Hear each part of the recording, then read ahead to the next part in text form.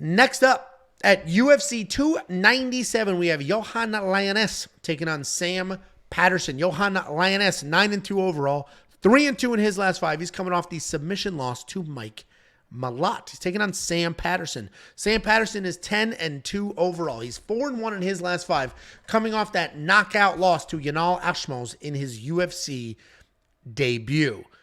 And this is another interesting fight. What I was hoping to do, I'll tell you right now, I was hoping to parlay does not go the distance because there's no shot this fight goes the distance, but that line's juiced, and BetOnline, which is our preferred sportsbook, is not letting us parlay that, at least not yet. Anyway, we got Yohan Lainesse. This guy's a grappler, but he has insane one-punch knockout power in his hands as well. He can knock you out with a check hook. He can knock you out with an overhand. His striking is not very technical, but as I mentioned, he's got some very real power where he's winging punches, charging forward, and as soon as you think this is like a weird striking brawl, he's going to lower his level, shoot a double right up the middle. Once it hits the ground, he's going to work for control and start pounding away. Everything he does looks like it hurts.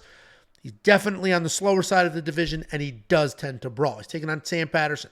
This guy is long and lean for this division. He's 6'4", and while he's not using that striking length, it's a different division.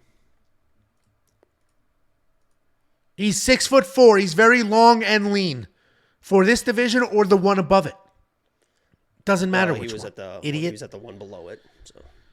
It doesn't matter. For welter, shut the fuck up. Even if he was a middleweight, 6'4" is tall, long, and lean.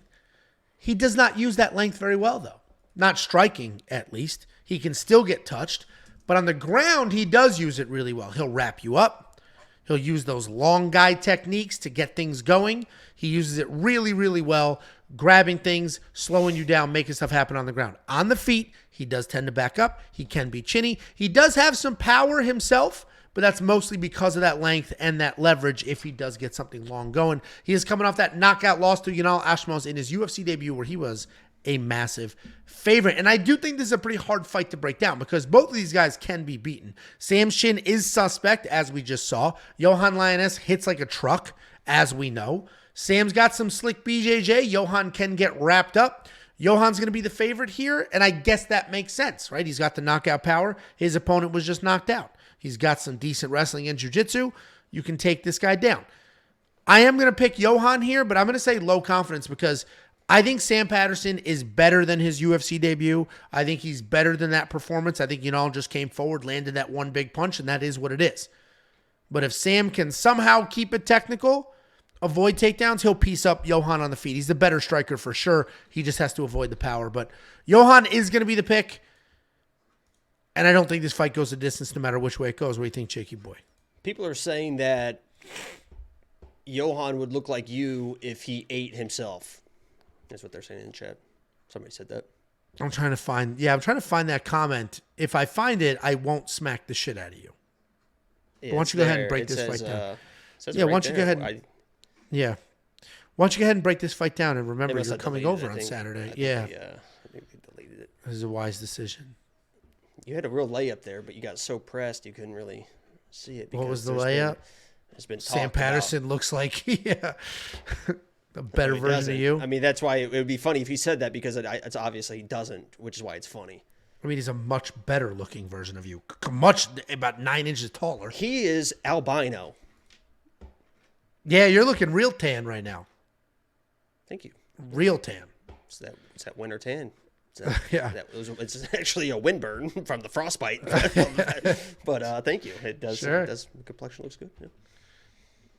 Why don't you break down the fight? That'd be helpful. Okay. Yeah, no problem. So, listen.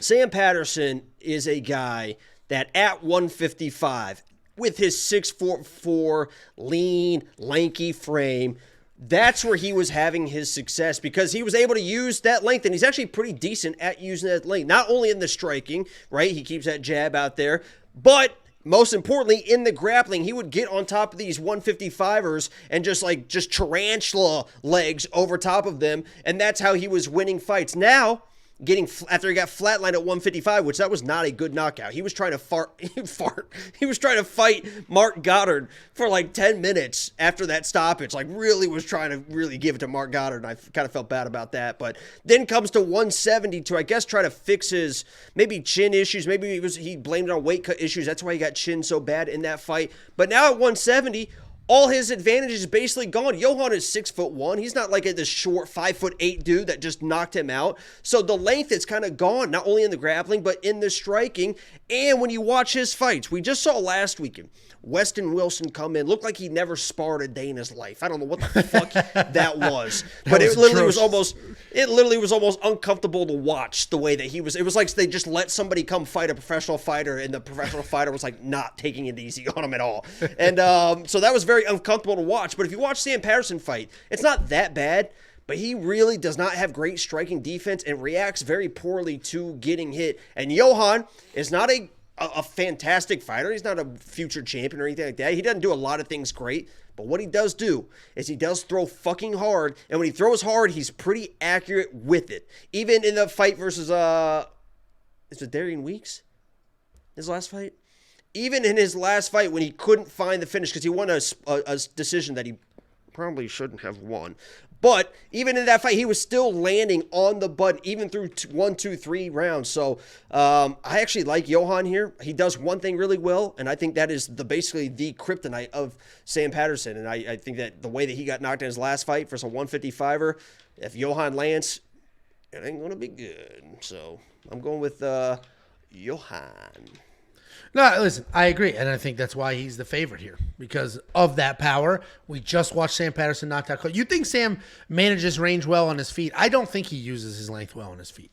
Well, I mean, maybe that's how a 5'8" guy hit him. Well, I think the film could be a little deceiving because he is just so long that maybe people are like almost like we'll talk about Sean Woodson later. He does use his length well, but even he does. He's a boxer. Yeah, even just the visual of somebody so long, it's like, how do I, get in there? And that's what you're gonna have to deal with too, because I got a 75-inch reach, and I mean, when you're at the end of this, I mean, Sure. Here's the point of view, Angela. You ready for that? And I'll switch stances. I'll throw that out there, and I'm throwing this out there, and I'm coming in tight. This is the point of view. I will be looking down at that because you are a small. Okay, there you go. Okay, a little lead uppercut there. A little lead uppercut there. All right. Anyway, anybody who doesn't know, Jacob and I are fighting on February 9th. And Jacob's about to get mauled. I'll be throwing my appendages around. You'll be struggling to breathe. Okay. I mean, there's not a doubt in my mind that I won't be nervous or in any danger whatsoever for any amount of time at all. Like, this will be the type of thing, like, when you roll, you've never rolled with anybody in a gym before because you've never done anything physical in your life. But when you roll, it's just like one roll after another. I feel like that's going to be that. Take you down, submit you. No, you want to do it again? Yeah, let's fight again. Trip you, throw you around. You want to fight again? Let's fight again. Just over and over and over because you are a sad, pathetic little boy. We got Yohan Lainesse, $8,400 in DraftKings. I do think he wins. I do think he's going to win by finish because I don't see this fight going very long. $8,400 in DraftKings might be the sneaky value play of the card. Do you agree, overconfident Jake? He's going to be in my lineup. Yeah, $8,400 feels like a good... He's a hometown kid. They know what they're doing with this matchup. Probably. I agree. If you want to unlock all the bets, we already have like 10, 12 units of bets on this card going. Jacob's got future bets for UFC 299, I think you had going on, and a couple of others. I've got another future bet on... Don't. You can unlock that secret bet and so much more, including I'm going to talk about it. I'll just wait till after this fight because there's no way I'm not going to talk about it. Including tools, insight, information, data, round line leans, and 8 analysts. Jacob keeps saying 7 analysts. 8 analysts. He doesn't include the pick doctor. 8 analysts worth of picks, insight, and information at WeWantPicks.com. It is only $10 a month to unlock every single thing. There are no pricing tiers. There's no per event. It is $10 a month. If you want to pay for a whole year, that's $100. Get a little bit of a discount. WeWantPicks.com. Click Become a Member at the top. What were we going to say? No, we have another fight that got announced late last week. We haven't been able to talk about it, and pretty pretty excited about it because it's going to be one of the most incredible lines that we've ever seen. Honestly, I've already bet it. It's at plus 160 now, but we have the fight of the century. You know the actual weight of this fight is that it is the 10th fight of the year, which means that my lock of the week, which hit last week and it's going to hit this week, if we hit it, boom, boom, boom, boom, boom, Amanda Hebas could be the tying lock of the week for the all-time record that nobody is ever going to break except for when I do it. Right then, at the Amanda Hebas fight, at the Apex, she's fighting Rose Namajunas, and she is going to pick Rose up and slam her down and just absolutely maul her and just going to dominate that fight. At plus 160, I mean, they opened at 250, and I almost got that, but... Cool. Before you go, let me give you $50. Anybody who goes to wewantpicks.com/bets and signs up with any one of our affiliate partners gets $50 as a thank you. Use the link, sign up, make a deposit. We send you $50 as a thank you.